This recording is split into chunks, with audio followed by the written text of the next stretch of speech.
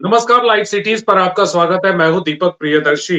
बिहार में शिक्षा विभाग में कड़े एक्शन लिए जा रहे हैं और इस बात को लेकर कि बिहार की शिक्षा व्यवस्था को दुरुस्त करना है। जो उसके ढीले ढाले कार्यशैली है, उस कार्यशैली को दुरुस्त करना है। जो शिक्षक है वो शिक्षक प्रॉपर तरीके से आए, बच्चे क्लास में आए, प्रॉपर पढ़ाई हो और सरकारी स्कूलों में जो की एक जो व्यवस्था, जो एक इमेज है, उसको बदलने की भरपूर कोशिश हो रही है। लेकिन उसे लेकर कई बड़े एक्शन भी हो रहे हैं। लेकिन उन एक्शनों में क्या है? नोटिस है, सस्पेंशन है, वेतन बंद है, बर्खास्तगी है। ये तमाम ऐसी चीजें हैं जिनके बारे में अक्सर चर्चा हो रही है, सुर्खियां बनती है। ये तमाम एक्शन, कोई दिन ऐसा नहीं होता जब शिक्षा विभाग की तरफ से इस तरह के कोई भी एक्शन नहीं होते हैं कि फला जिले में, फला स्कूल में, फला टीचर या फिर हेडमास्टर के ऊपर एक्शन हुआ है, उनका वेतन बंद हुआ है, उन्हें निलंबित किया गया। क्या इन तमाम एक्शन से बिहार की शिक्षा व्यवस्था क्या सुधर जाएगी? क्या मैकेनिज्म पे जोर नहीं दिया जाना चाहिए? इन्हीं तमाम मुद्दों को चर्चा करने के लिए हम यहाँ पे मौजूद हैं। हमारे साथ बिहार राज्य प्राथमिक शिक्षक संघ से मनोज कुमार जी है और बिहार राज्य माध्यमिक शिक्षक संघ से शैलेंद्र कुमार शर्मा जी हैं। सबसे पहले शैलेंद्र जी, आपसे, जिस तरह के एक्शन हो रहे हैं, शिक्षा विभाग को दुरुस्त करने की कोशिश हो रही है और हम लोग भी इस बात को मानते हैं कि अगर व्यवस्था दुरुस्त करनी है तो उसके लिए कड़े फैसले लेने होंगे। लेकिन हाल के दिनों में जितने बड़े फैसले आ रहे हैं, उन फैसलों में नोटिस है, सस्पेंशन है, डिसमिसल है, वेतन बंद है। क्या ऐसा नहीं लगता कि ये तमाम एक्शन के बाद क्या शिक्षा व्यवस्था सुधर जाएगी? जो बेपटरी शिक्षा है वो वापस पटरी पर आ जाएगी?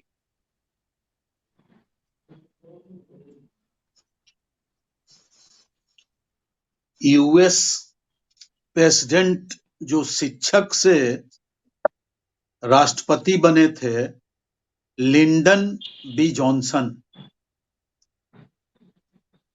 उन्होंने लिखा था कि शिक्षा विलासिता नहीं बल्कि बुनियादी आवश्यकता है, जो सत्य को और समाज को स्थापित करने में बहुत मदद करता है। और माध्यम शिक्षा है और उससे भी बड़ी जवाबदेही शिक्षक की है और इसमें सबका सहयोग लेना है, समाज के सभी तबकों का। लेकिन ये जो चाबुक चला रहे हैं शिक्षकों पर, यह तो शोभा नहीं देता। शिक्षक कोई तानाशाह है या क्या? इसे भगोड़ा कह दिया जाता है, इसे फर्जी करार दिया जाता है, संघ बनाने की, इसको मान्यता छीनने की प्रयास होती है, संगठन के दायरे को हटाने की चाल चली जाती है। यह स्वतंत्र भारत में लोकतांत्रिक अधिकारों का हनन हो रहा है। जवाबदेही से ये मुकर रहे हैं। बिहार लोक सेवा आयोग के द्वारा राजनीतिक लाभ, स्वार्थ में बेरोजगारी को और रोजगार देने के नाम पर, नौकरी देने के नाम पर यह छला जा रहा है। जिस प्रकार व्यापम घोटाला, हरियाणा का शिक्षक भर्ती घोटाला और कलकत्ता का शिक्षक भर्ती घोटाला, और उसी का संकेत मिल रहा है बिहार लोक सेवा आयोग के द्वारा जितनी भी सिफारिश की गई है शिक्षकों की नियुक्ति के लिए, उसमें फर्जीवाड़ा का तो स्पष्ट उदाहरण मिल रहा है। एक एक ब्लॉक से 20-20, 25-25, 50-50 लोग फर्जी पाए जा रहे हैं। तो 450 ब्लॉक में कितने फर्जी शिक्षक होंगे, इसका अंदाजा आप खुद लगा सकते हैं। जब ऑनलाइन अपने रिक्रूटमेंट के लिए फॉर्म भरवाया तो क्या थंब इंप्रेशन नहीं था उसमें, फोटोग्राफ नहीं थे उसमें, सारी सूचनाएं नहीं थी उसमें? आपने बहुत सारे उसके नियमों को शिथिल किया, लेकिन उनके जो साक्ष्य थे साइबर से ही आप प्राप्त कर लेते। आप परीक्षा के समय उनका थंब इंप्रेशन लिया, सीसीटीवी कैमरे में कैद किया, कई जांच को बारीकियों से किया, उसके बाद फिर जांच। बेरोजगारों की फौज खड़ी करनी है क्या? और अपने आप को बिल्कुल कानून से ऊपर समझ लीजिए, लिए हैं क्या? अधिकारों का हनन कर रहे हैं, संविधान की धज्जियां उड़ा रहे हैं आप पॉलिटिकल पद पर बैठकर। आप कहीं कमीशन से आए हैं क्या चुन के बिहार लोक सेवा आयोग में, या शिक्षकों की तरह 5-7 परीक्षाओं को पास करके आए हैं? जी, क्या बतलाना चाहते हैं, क्या दिखलाना चाहते हैं शिक्षा के क्षेत्र में? अराजक जी शैलेंद्र जी, हम स्थिति आपके तो पास पैदा फिर कर आते दी हैं। आप लोगों ने। जी शैलेंद्र जी, हम आपके पास फिर आते हैं। मनोज जी हमारे साथ है। मनोज जी से पूछते हैं कि मनोज जी, जिस तरह के एक्शन टीचर्स पे हो रहे हैं, हेडमास्टर्स पे हो रहे हैं, आप लोग ग्राउंड लेवल पे भी काम करते हैं, संघ के नेता होने के बावजूद भी आप लोग ग्राउंड लेवल पे स्कूलों में हैं। इस तरह के एक्शन से क्या बिहार की शिक्षा व्यवस्था सुधर जाएगी? क्या उस पे जो जो आमूलचूल परिवर्तन की बात कही जा रही है हो जाएगा? क्योंकि टीचर्स भी आपसे आते हैं, आप लोगों को फीडबैक भी मिलता होगा। देखिए दीपक बाबू, बिहार राज्य प्राथमिक शिक्षक संघ को शुरू से ऐतराज रहा है इस बात पर, ये जो टोला सेवक, तालमी मरकज आदि से जो निरीक्षण करा रहे हैं, और उसके बाद जो इन्होंने संविधान से इतर जो नियम अधिनियम है शिक्षा विभाग का, उससे इतर जो काम इन्होंने शुरू किया, इससे संगठन को ऐतराज है। कोई भी अच्छा काम वो बिना नियम अधिनियम के नहीं किया जा सकता, और इन लोगों का जो काम है वो सुधारात्मक नहीं है, सुधारात्मक कम दंडात्मक ज्यादा है। सबसे पहले यदि वास्तव में सुधार करना चाहती है सरकार, सारा कार्रवाई जो है तो शिक्षा विभाग करती है आजकल जो है प्रधानाध्यापक पर, लेकिन प्रधानाध्यापक को इसने अधिकार क्या दे रखा है? यदि प्रधानाध्यापक का कोई बात कोई टीचर नहीं मानता है तो उसके लिए प्रधानाध्यापक क्या करेगा? तो इस तरह का मैकेनिज्म इन लोगों ने डेवलप नहीं किया जमीनी स्तर पर। और जो भी पदाधिकारी आ रहे हैं बाहर से आते हैं, यदि सक्षम पदाधिकारी हैं तो हम लोग स्वागत करते हैं, और नहीं भी स्वागत करेंगे तो कनिये भी आ जा रहा है तो स्वागत तो नहीं है, लेकिन आते हैं। लेकिन कोई भी व्यक्ति जो निरीक्षण के लिए आता है वो क्लासरूम तक नहीं पहुंच पा रहा। शिक्षक जो पढ़ा रहे हैं वो लेसन प्लान से पढ़ा रहे हैं कि नहीं पढ़ा रहे हैं, पढ़ाने का उनका होना ये चाहिए कि जो एकेडमिक लोग हैं वो क्लासरूम में बैठे जाकर पीछे और देखें कि शिक्षक आखिर में पढ़ा क्या रहा है, और उसमें यदि उनको कोई दिखती हो तो क्लासरूम में नहीं, वहां से बाहर आकर उनको सुझाव देने का रास्ता पहले से निर्धारित है। लेकिन ये सब चीज नहीं कर रहे हैं, जाते हैं हनक में लोग शिक्षक के साथ भी बदतमीजी कुछ कर रहे हैं।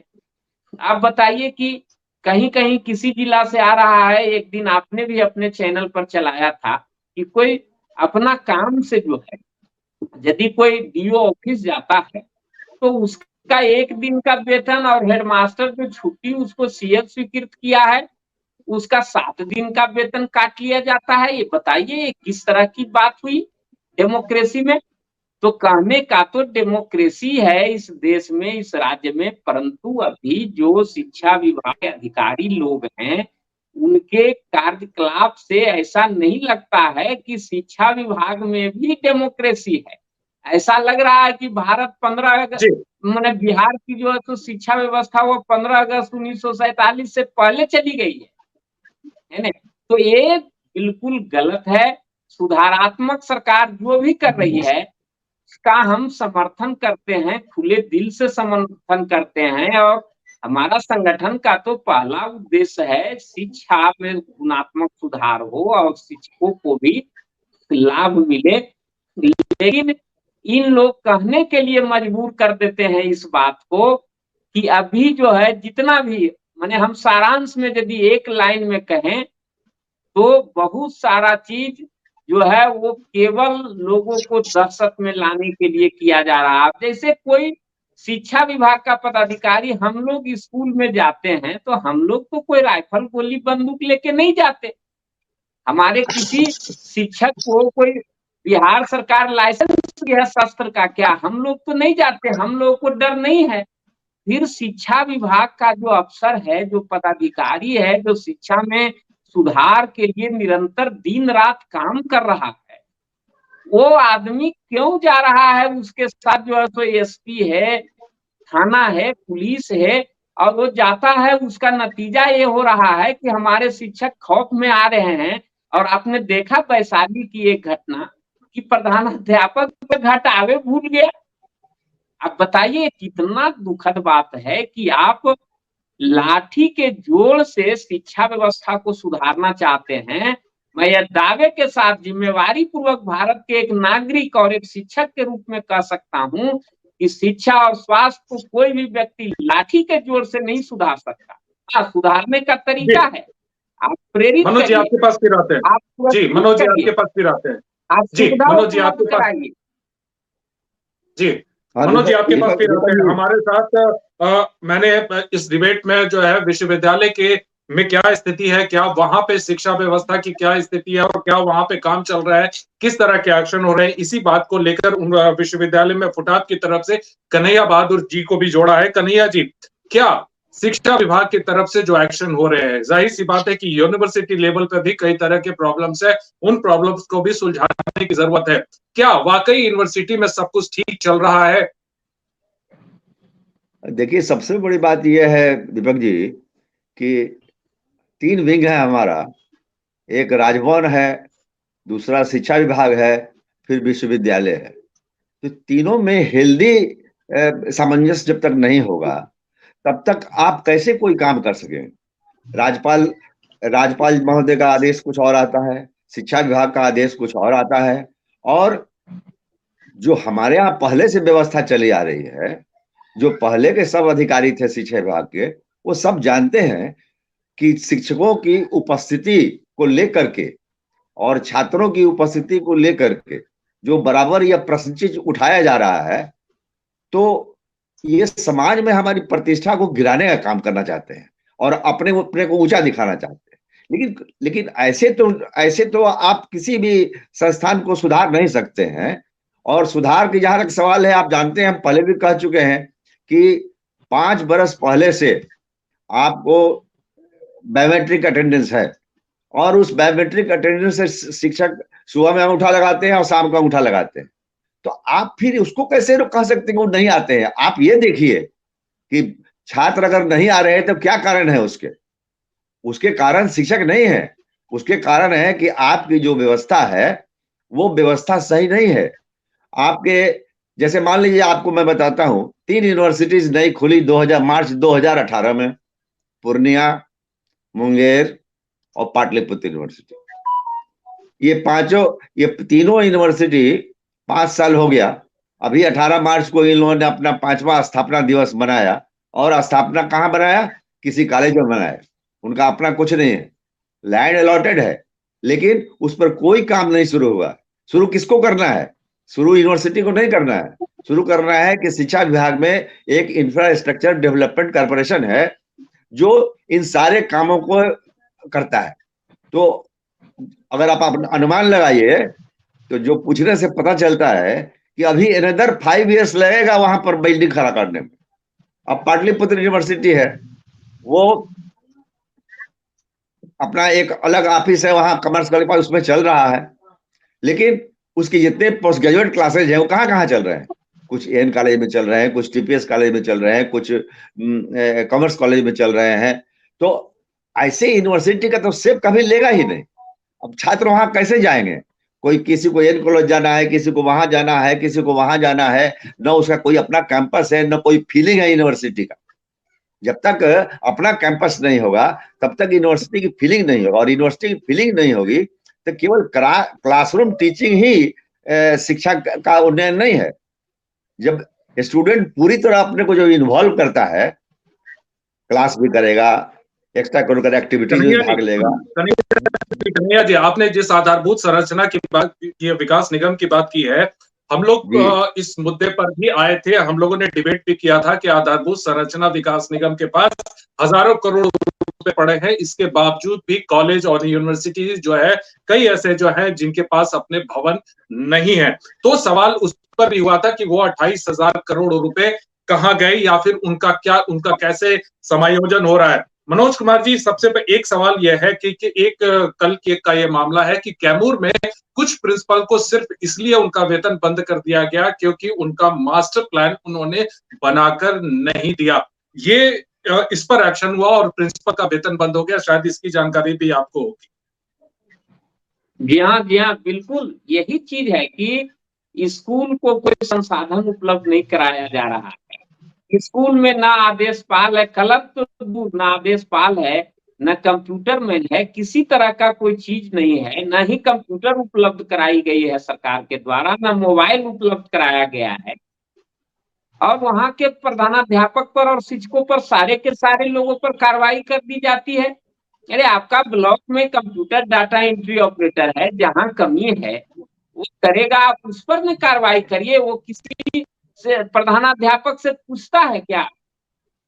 किसी का बात कोई सुन रहा है? अभी शिक्षा विभाग में पूरा सिस्टम फेल है दीपक बाबू। मैं आपको कह रहा हूं कि 1000 में नहीं, लाख में शिक्षकों को एमएससीपी मिला है। एमएससीपी 10 वर्ष, 20 वर्ष और 30 वर्ष के सेवा के उपरांत जो है वो पीटीए यूनियन दिया जाता है।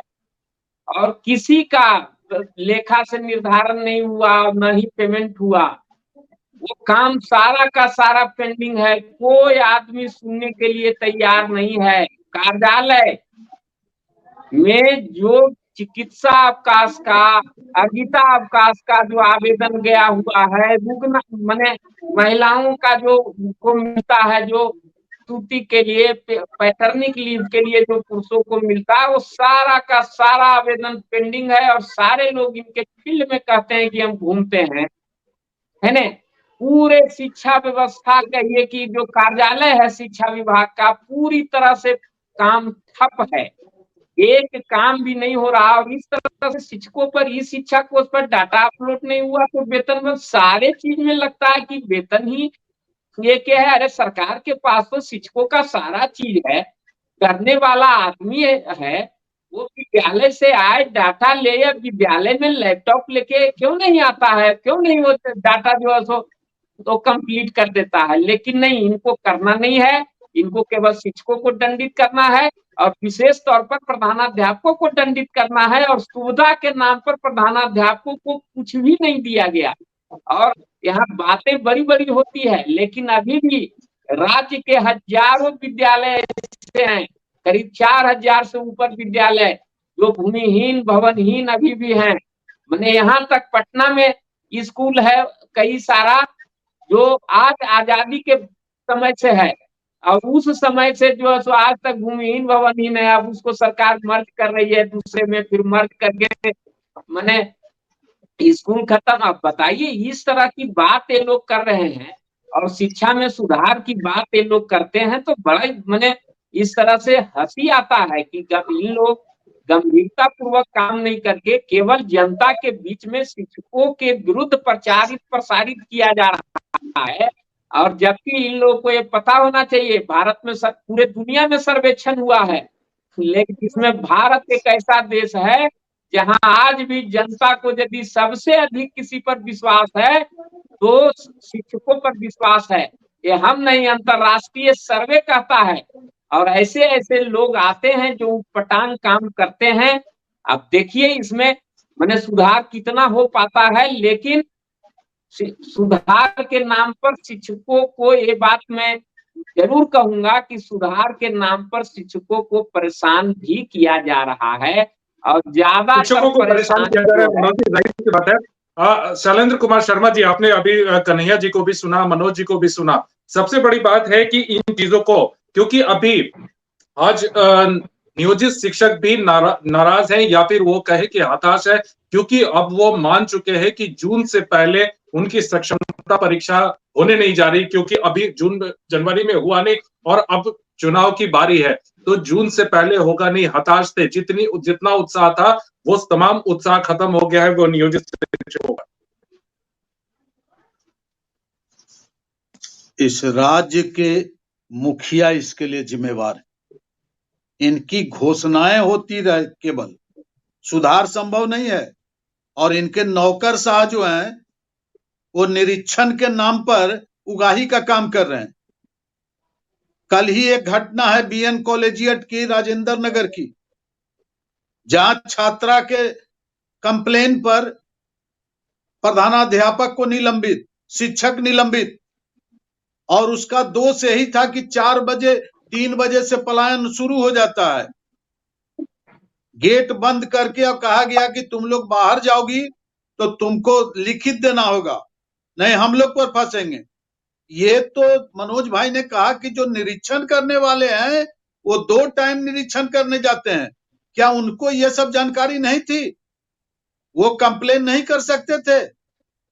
और धन्य है यहाँ के जिलाधिकारी महोदय जिन्होंने आदेश दे दिया, डीओ ने आदेश दे दिया और निरीक्षण के क्रम में वो छात्राओं से पूछताछ करके और निलंबन का आदेश लागू कर दिया। वाह, धन्य है निरीक्षण। और जो निरीक्षण करने आते थे पदाधिकारी, उन्होंने क्यों नहीं कंप्लेन किया कि इस तरह की विद्यालय में घटना है, छेड़खानी की घटना हुई है? इसका अर्थ है कि निरीक्षक पदाधिकारी ऑफिस में बैठकर निरीक्षण प्रतिवेदन भर देते हैं और श्री के पाठक जी को प्रतिवेदन दे देते हैं, और के पाठक जी छापेमारी में व्यस्त हैं। एक बात की खुशी है कि प्रशिक्षण स्थल पर डाइट में वो जा रहे हैं और प्रशिक्षण का कार्यक्रम रात में देखते हैं, खाने पीने की व्यवस्था देखते हैं, साफ सफाई। निरीक्षण में तो जितना पाठ्यक्रम, पाठचर्या और उनका जो कार्य क्षेत्र जो शिक्षकों को प्रशिक्षित कर रहे हैं उसकी भी जांच होनी चाहिए। उसमें तो सक्षम है नहीं, ये बीएड एमएड तो किए नहीं है, ये शिक्षा शास्त्री तो है नहीं, इनको तो अपना आदेश हुक्म चलाना है। निरीक्षक पदाधिकारी बिल्कुल उगाही का केंद्र बना हुआ है पूरे बिहार में। कल ही बेतिया में सीजीएम ने केस किया है, एफआईआर किया है जिला शिक्षा पदाधिकारी पर, परवीन पर। निरीक्षण के दौरान उन कार्यवाही में शिथिलता के लिए सीजीएम ने आदेश दिया है कि एफआईआर कीजिए जिला शिक्षा पदाधिकारी पर, रजनीकांत परवीन पर। पिछले दिनों सीवान में उगाही में रुपया पकड़ाया। ये सारे जिला शिक्षा पदाधिकारी जो है ये निरीक्षण के नाम पर और ऊपर के पदाधिकारी के आदेश के आलोक में उगाही कर रहे हैं। निरीक्षण क्या कर रहे हैं? इसके पहले ढीवर हाई स्कूल में एक शिक्षक पर एक छात्रा ने क्लेम कर दिया, वो उसको पास्को एक्ट में गिरफ्तार कर लिया। यही तो निरीक्षण का हाल है। निरीक्षण के नाम पर ये कोताही बरती जा रही है, उगाही की जा रही है। पहले जिला शिक्षा पदाधिकारियों को और तमाम पदाधिकारियों को जो निरीक्षण कार्यालय में बैठ के करते हैं, क्लास में नहीं जाते हैं, क्या पढ़ाई हुई ये नहीं देखते हैं। अगर छेड़खानी की घटना होती है तो उसका कंप्लेन निरीक्षक पदाधिकारी को होना चाहिए था, जानकारी ऊपर के पदाधिकारियों को देनी चाहिए थी। बदले में प्रधानाध्यापक प्रिंसिपल जो महिला है, जो उस दिन बंद करने में थी और वो खुद डिसिप्लिन में वह शिक्षक जो है कुशल शिक्षक था और उसको सस्पेंड कर दिया गया बिना जांच के, केवल पूछताछ पर। ऐसा कहीं होता है क्या? यही हमारा सवाल है, यही हमारा सवाल है शैलेंद्र शर्मा जी, यही हमारा सवाल है कि क्या सिर्फ सस्पेंशन, डिसमिसल, वेतन बंद करने से क्या बिहार की शिक्षा व्यवस्था सुधर जाएगी? आपको क्या लगता है कन्हैया जी कि इस मैकेनिज्म को कैसे डेवलप किया जा सकता है? का अधिकार आ जाएगा, शिक्षकों को अधिकार मिल जाएगा, शिक्षा का अधिकार प्राप्त हो जाएगा इसी तरह के निरीक्षण से। ये केवल जी संक्षेप में आप तानाशाही जानना चाहते हैं? जी जी देखा है शैलेंद्र बाबू जो कह रहे हैं, मैं बिल्कुल से सहमत हूँ। और स्कूलों में जो हो रहा है वो तो सभी आपने सुन लिया। कॉलेज में जो निरीक्षण करने आते हैं तो वो लोग शिक्षकों के साथ उनका व्यवहार इतना खराब लगता है, जैसे लगता है कि वो मातहत है उनके। आप बताइए, कोई शिक्षक जो है वो शिक्षा विभाग के किसी अधिकारी का मातहत है? आपको निरीक्षण करना है, आइए देखिए जाइए, लेकिन जो उनको करना है वो नहीं कर रहे हैं।